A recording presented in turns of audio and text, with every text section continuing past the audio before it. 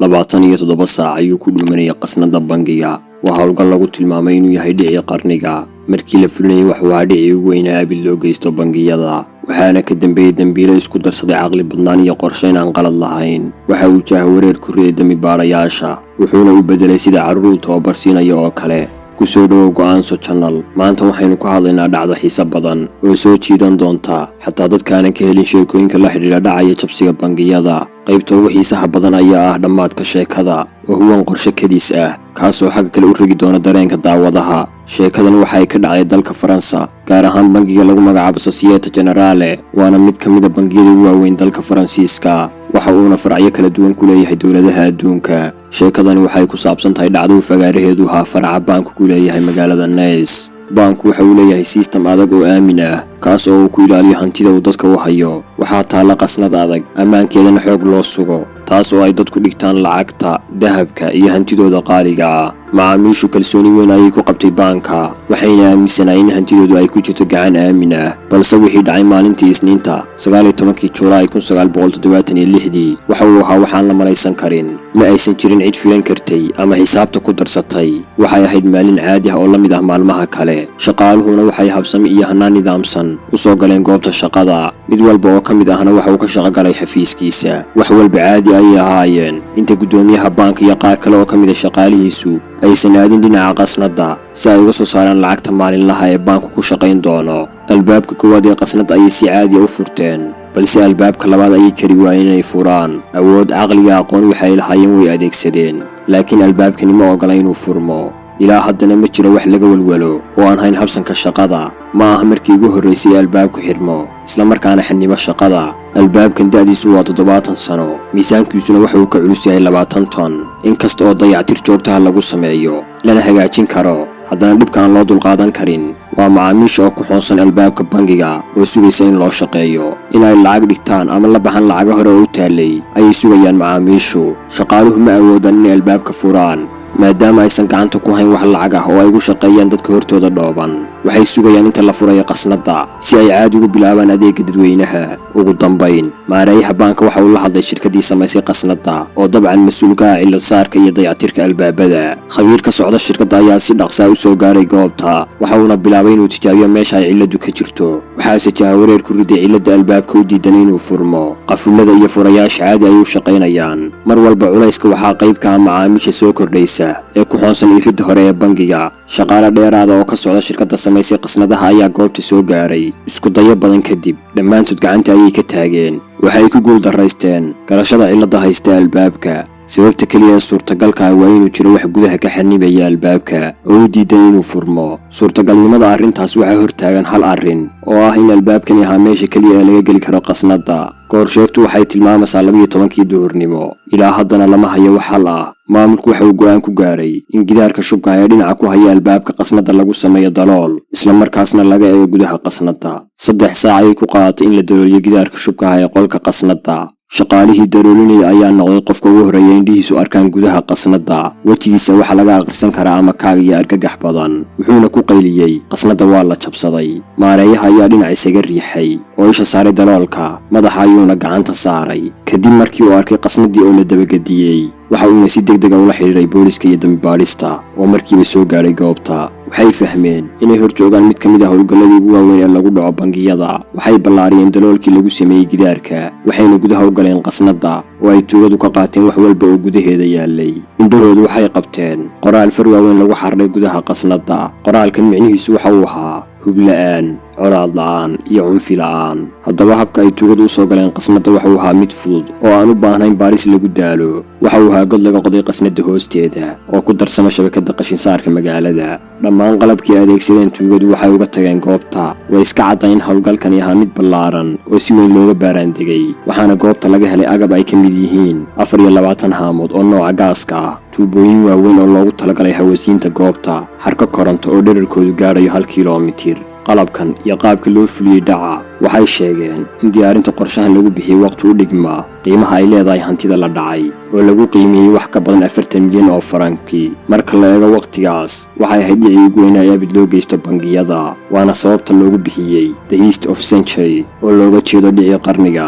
baanku waxa uu ku dhawaaqay abaalmarin u dhiganta 4 milyan oo faranki taas oo la siin doono qofka soo sheega warbixinta tuugada geysatay dhaca foosha xun.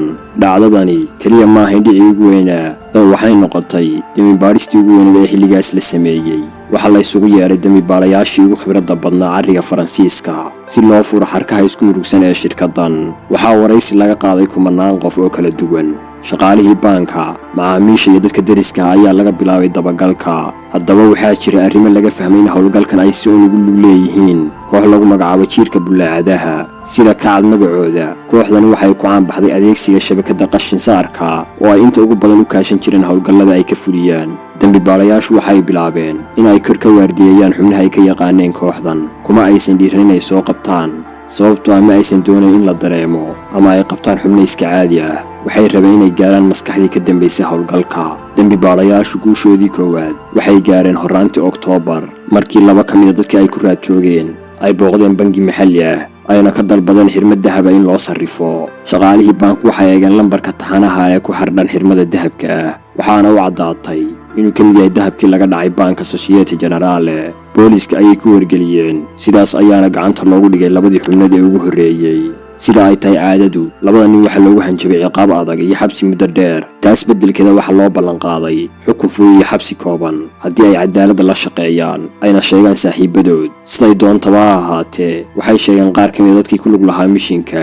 waxaana bilowday xadhig wadareed lagu soo qabtay dad badan oo lagu eedeeyey inay qayb ka ahayeen dhicii loo geystay baanka Societe Generale. inkasta oo dad badan la soo xidhay haddana laguma guulaysan in gacanta lagu soo dhigo maskaxdii ka dambaysay howlgalka. nin ka mid a maxaabiista la soo qabtay ayaa sheegay magacaan la rumaysan karin. waa Alberto Spagari oo ahaa sawirqaado miskiin ah oo aan loo fili karin inuu ka dambeeyo abaabulka howlgalka intaa leeg. dambibaadhayaashu inkastoo ay qariibsadeen magaca la siiyey haddana toos ayay u abbaareen Master Alberto. markii ay wareysteen waxay u sheegeen kiiska lagu eedeeyey iyo dembiga loo haysto. Albertona waxa uu inkiray inuu ku lug yeelan karo dhacayntaas leeg. intii ay ku hayeen saldhigga waxay qaadeen 2 tallaabo. tan koowaad waa in la soo ururiyo xog ku saabsan shakhsigan. tan labaadna waa baaris lagu sameeyo gurigiisa iyo goobtiisa shaqada. kooxdii loo diray xog ururinta dad kala duwan ayay ka wareysteen arrimaha ninkan waxayna u sheegeen in Alberto uu yahay qof iska caadi ah oo aan laga shakiyi karin. waxayna tilmaameen inuu yahay nin xaaskiisa aad u jecel sidoo kalena jecel nolosha baadiyaha oo ku nool beer ku taalla magaalada bannaankeeda. kooxdii labaad ee loo diray baarista waxay tageen beertiisa waxayna u baareen si waali ah. ugu dambaynna cariishar ayay ka heleen hub sharci darro ah oo u noqday shaygii koowaad ay ugu hanjabeen Alberto. waxay u sheegeen in kiisku ku cad yahay lana helay caddaymo dheeraad ah. waxayna ugu hanjabeen in xaaskiisa uu adduunka ugu jecel yahay ay dusha ka saarayaan kiiska haysashada hubka sharci darrada ah. Albertona uma adkaysan karin in xaaskiisa loo xidho dembi aysan ku lug lahayn wuxuuna qirtay inuu ahaa maskaxdii ka dambaysay dhaca loo geystay baanka Societe Generale. 2 sano ka hor ayay ugu dhalatay fikradda ah inaan bangiga jabsado kadib markii aan mid ka mid a shaqaalaha aan ka maqlay xog tilmaamaysa in qasnadu aysan lahayn codka digniinta ee loo yaqaano alarmiga. waxaan kiraystay mid ka mid a qasnadaha macaamiisha ee bangiga waxaana bilaabay inaan si joogta u booqdo baanka. waxa uu soo qarsaday kamarad wuxuuna sawirro faahfaahsan ka qaatay gudaha qasnada iyo sistamkiisa. waxa uu ku fikiray qorshe u suurtagelin kara inuu gudaha u galo qolka ay qasnaduhu yaallaan. qorshe u ogolaanaya inuu helo waqti ku filan oo ku jabsan karo qasnadaha macaamiisha ee qolkan ku kaydsan. waxaa ku soo dhacday in meesha ugu habboon ee laga geli karo ay tahay shabakadda qashisaarka magaalada. shabakaddani waxay martaa waddooyinka hoostooda kumana leexato dhismayaasha. waxa uu ku fikiray inuu galo shabakadda qashisaarka uuna qodis ka bilaabo meesha ugu dhow bangiga. arrintani waxay uga baahnay dadaal iyo baaris badan. wuxuu toddobaadyo dhan ku wareegayay bullaacadaha qaada qashinka magaalada si uu u helo meesha ugu dhow ee bangiga uu waddada uga samaysan karo. wuxuuna la kulmay caqabado ku khasbay inuu la xiriiro dowladda hoose isagoo sheeganaya inuu leeyahay shirkad dhisme uuna u baahan yahay maabka ama shaxda shabakadda qashisaarka magaalada si uu guryaha shirkadiisu dhista ugu xiriiriyo. ugu dambaynna waxaa gacantiisa soo galay maab u fududeeyey inuu garto meesha ugu habboon ee godka laga qodi lahaa. waxaa u soo baxday in looga baahan yahay inuu qodo god dhererkiisu yahay 10 mitir ma ahan cabir fog laakiin waa god laga qodayo mid ka mid ah wadooyinka ugu mashquulka badan magaalada waxayna ku qasban yihiin inaan la maqlin shanqarta qodista noocan ahna looma adeegsan karo mashiinada otomaatigga u sameeya guuxa iyo shanqarta xooggan waxayna ku qasban yihiin gacanta lagu qodo loona raadso madaraqyo majarafado sarabado iyo rag tiro badan oo iska nasiya maadaama bullaacaduhu ay leeyihiin kulal iyo qarmuun aan loo adkaysan karin wuxuuna safar uga ambabaxay magaalada Marseille oo aan sidaas uga fogeyn waxaana shir la qaatay kooxda jiirka bullaacadaha wuxuuna sharaxaad ka siiyay qorshihiisa ugu dambeynna waxay ka heshiiyeen qaabka ay u qaybsan lahaayeen hantida la soo dhaco waxayna bilaabeen shaqada oo qaadatay waqti dheer sababihii aynu soo sheegnay awgood Alberto waxa uu ku talagalay in qorshahani uu noqdo mid dhammaystiran oo aan yeelan hal qalad oo keeni kara inuu fashilmo qaar ka mid ah kooxda ayuu u diray inay isha ku hayaan cidda ka gudbaysa wadada kulaylka iyo jawiga adag ay ku shaqaynayeen kooxda qodaysa godka ayaa ku kaliftay inuu qaybiyo laba kooxood oo markii la gaaro 20 daqiiqo isbedela wuxuuna u diyaariyay dhakhtar daweeya qofka ku caburma uumiga shabakada qashin saarka sidoo kale waxa uu soo xiriiriyay tuubooyin hawo siiya ragiisa iyo layr ay ifsadaanba Alberto waxa uu cadayd in qorshihiisu ku tiirsan yahay ragga qodaya hogga sidaa darteed waxa uu diyaariyay wax walba ay u baahi qabeen 9 toddobaad ayayna ku qaadatay inay gaaraan gidaarka qolka qasnada in ay gudaha u galaan qasnada waxa ka xiga gidaar shub ah oo cabirkiisu yahay 30 sentimitir in laga gudbo 30 sentimitir ma adka laakiin shubkan ayaa u baahan dirilo gaar ah oo ku shaqeeya korontada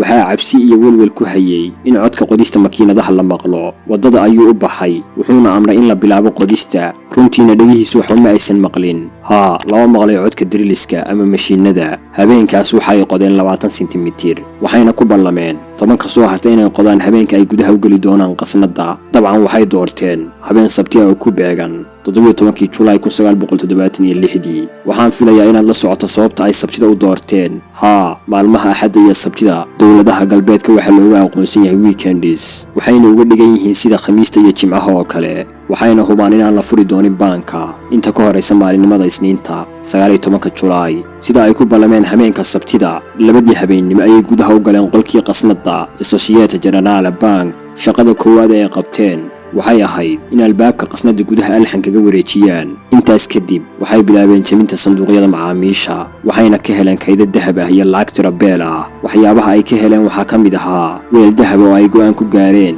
inay ku cunaan cashadii dabaaldega 5 aroornimo ee maalinta axad ayay go'aan ku gaareen inay isaga baxaan qasnada inta aysan bixinna waxa uu qaatay baqaaqda darbiyada waxa uuna ku qoray gidaarka hublaan colaad la'aan iyo cunfi la'aan erayadanina waxay noqdeen kuwa shacbiyad badan yeesha oo saaxiibadu ku kaftamaan waxayna astaan u noqdeen shaqo sidii loogu talagalay u qabsoontay arrintanina waxay ahayd arrimaha booliska ku qasbay inay degdeg gacanta ugu soo dhigaan dambiilayaasha si aan loogu dayan dhammaan tafaashiishii aanu soo sheegnay waxa wariyay Alberto oo codsaday laba arrimood in loo fududeeyo xukunka maadaama uu qiraar sameeyay iyo inaan xaaskiisa wax dhibaato ah loo geysan Alberto waxa loo balamiyay garsoore qora qirashadiisa waxaana loo qabtay garyaqaan ama abukaate gaar ah dhowr toddobaad ayayna socotay dacwadiisu maalin walba oo khamiis xafiis ku yaala xabsiga ayaa loo geyn jiray garsooraha iyo garyaqaanka dhammaan dadkii la socday kiiska waxay filayeen inuu helo xukun fudud maadaama uu qirtay dambiga uu galay laakiin Alberto waxa uu qarsoonaa qorshe kale